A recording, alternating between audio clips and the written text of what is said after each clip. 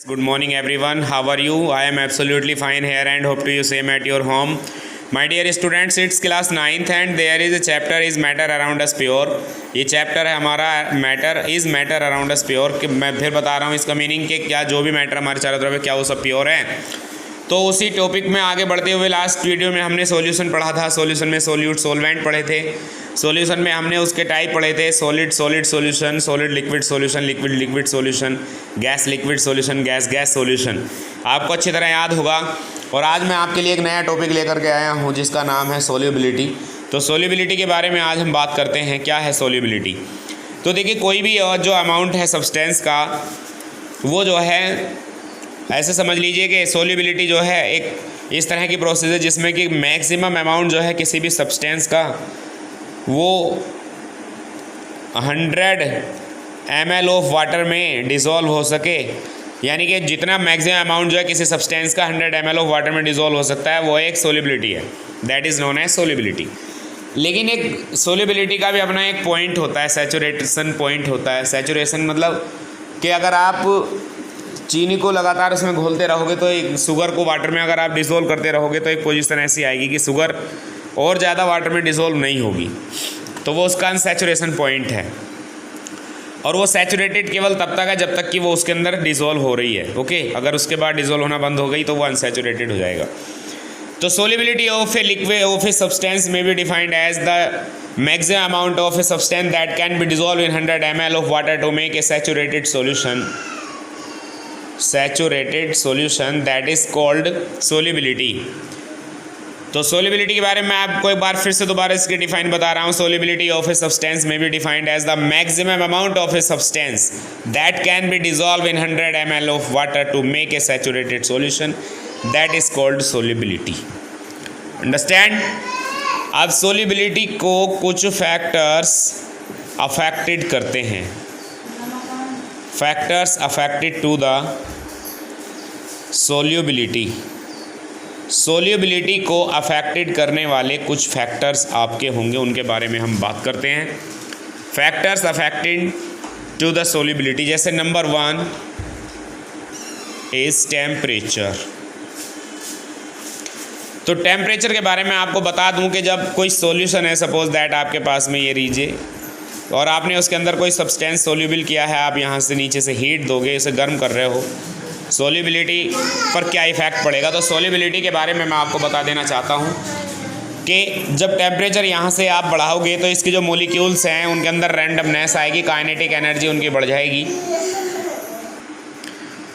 तो सोल्यूबिलिटी जैसे यहाँ पर काइनेटिक एनर्जी बढ़ जाएगी तो सोल्यूबिलिटी लगातार उनकी जो है मतलब रैंडमनेस आ जाएगी, एक दूसरे से ज़्यादा टकराएंगे, मॉलिक्यूल्स एक दूसरे से ज़्यादा टकराएंगे और टकराने की वजह से उनकी जो सोल्यूबिलिटी है टेम्परेचर बढ़ने के साथ साथ वो इंक्रीज़ हो जाएगी। तो ये बात ध्यान समझ लेना, when the temperature increase the solubility is also increase due to the kinetic movement of the molecules present in that substance. Number 2 पर मैं आपको लेकर के चलता हूँ। ये टेम्परेचर हो गया। अब बता रहा हूँ मैं आपको नेचर ऑफ द सब्सटेंस का नेचर किस तरह का हो सकता है, तो उसके बारे में हम बात करेंगे। तो ये बात आप ध्यान रखना, लाइक डिज़ोल्व लाइक। ये सोल्यूबिलिटी सेंटेंस पर वर्क करती है। लाइक डिज़ोल्व लाइक मीन्स अगर कोई पोलर है, पोलर सब्सटेंस है तो वो पोलर में ही डिज़ोल्व, अगर कोई पोलर सोल्यूट कह लीजिए इसको, पोलर अगर सोल्यूट है, सोल्यूट का मतलब जो घुलेगा, और पोलर जो है सोलवेंट है, तो सोल्यूबिलिटी यहाँ पर होगी, यानी कि ये एक दूसरे में घुल जाएंगे।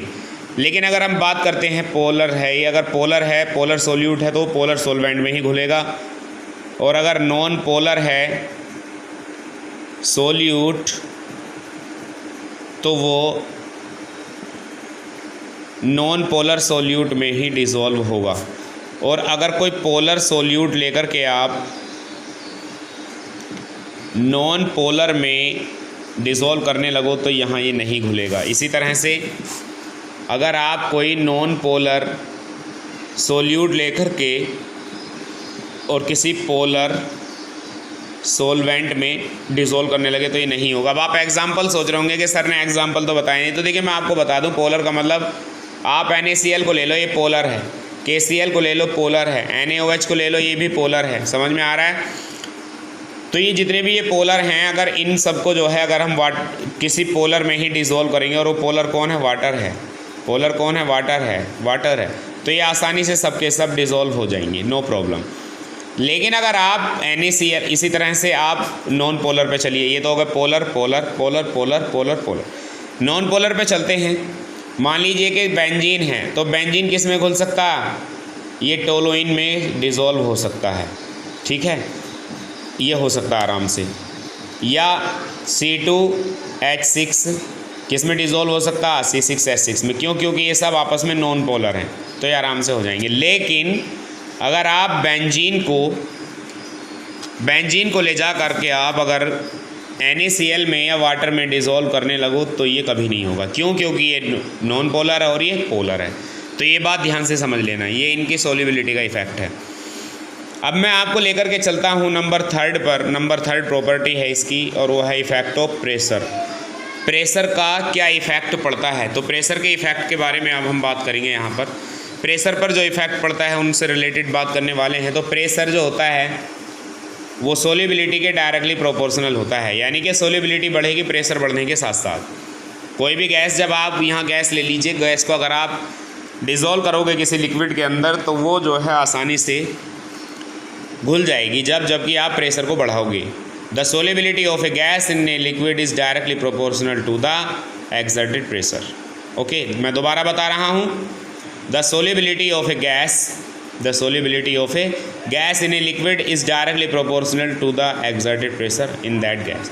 और मैं आपको बता दूं, जब आप इसे आगे ओपन करोगे तो ये directly proportional convert to KH और .P। ये क्या है? KH का मतलब वेयर, मैं वेयर करके लिख रहा हूँ। M क्या है? M is solubility. KH क्या है? Henry law constant. और P क्या है? P is pressure. और मैं आपको बता दूं कि ये जो है हेनरी लॉ ही है। ये the solubility of a gas in a liquid is directly proportional to the exerted pressure. तो यहाँ सोल्युबिलिटी को इफेक्टेड करने वाले 3 फैक्टर्स आपने पढ़े। एक आपने टेम्परेचर पढ़ा, आपने एक नेचर पढ़ा, और दूसरा आपने प्रेशर पढ़ा। तो ये हो गई आपकी सोल्युबिलिटी। अब मैं आपको लेकर के चलता हूँ नेक्स्ट टॉपिक की तरफ। अब मैं आपको लेकर के जा रहा हूँ कंसंट्रेशन ऑफ सॉल्यूशन। तो कंसंट्रेशन ऑफ सॉल्यूशन को कैसे डिफाइन किया जा सकता है? तो कंसंट्रेशन ऑफ सॉल्यूशन में सबसे पहला टॉपिक आ रहा है मास परसेंट ऑफ सॉल्यूट। इसको कैसे डिफाइन कर? परसेंट हमेशा 100 से निकाली जाती है। तो mass percent of solute may be defined as the amount of a solute substance. Mass percent of a solution may be defined as the mass of a solute that is dissolved in total amount of a solution. Total mass of the solution that is called mass percent of solute. आप इसको और solute, अगर बस ये बात ध्यान रखना, आप इसका फॉर्मूला आप कैसे कैलकुलेट कर सकते हो? ये मास परसेंट है, मास ऑफ सोल्यूट और total mass of the solution. किस तरह से? मान लो कि आपको यहाँ पर दे दिया 10 gram of NaCl is dissolved in 20 gram of NaCl, और आपसे कह दिया calculate the mass percent of solute and solvent. तो पहले तो यहाँ पर आप लिख लो गिवन में मास of solute, mass of solvent, mass of solution. तो मास ऑफ सोल्यूट कितना है? 10 ग्राम है। मास ऑफ सॉल्वेंट 20 ग्राम है। और मास ऑफ सॉल्यूशन वो कैसे बनेगा? सोल्यूट प्लस सॉल्वेंट का मास। सोल्यूट का 10 है और सॉल्वेंट का 20 है, तो कितना हो गया? 30 ग्राम। अब बताइए क्या calculate the mass percent of solute and solvent. तो mass percent of solute calculate कर लीजिए। तो उसके लिए आपको क्या करना होगा? Mass of solute upon mass of solution into 100। तो मास ऑफ सोल्यूट कितना है आपके पास 10 ग्राम, मास ऑफ सॉल्यूशन कितना है 30 ग्राम इंटू 100। 0 से 0 कैंसिल हो गया, तो ऊपर आ गया आपका 100 और नीचे आ गया 3। आप करते रहिए इसको, कितना आएगा 33.33% आ जाएगा। इसी तरह आपको निकालना है मास परसेंट ऑफ सोलवेंट। तो उसके लिए आपको क्या चाहिए, mass of solvent upon total mass of solution और इंटू 100। तो मास ऑफ सोलवेंट है 20, टोटल मास है 30 और इंटू 10 से 10 कैंसिल, इस बार कितना हो गया 200, नीचे आ गया 3। निकाल लीजिए कितनी टाइम में कट सकता है, 3 6 जा 18, 66.66% आ जाएगा।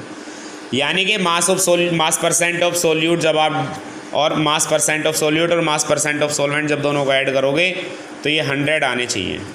समझ में आया, ये 100 आने चाहिए, तो आपका आंसर सही है। तो ये हो गई भाई मास परसेंट ऑफ सोल्यूट स्टूडेंट। इसके बाद नेक्स्ट टॉपिक में हम अगले टॉपिक पढ़ाएंगे।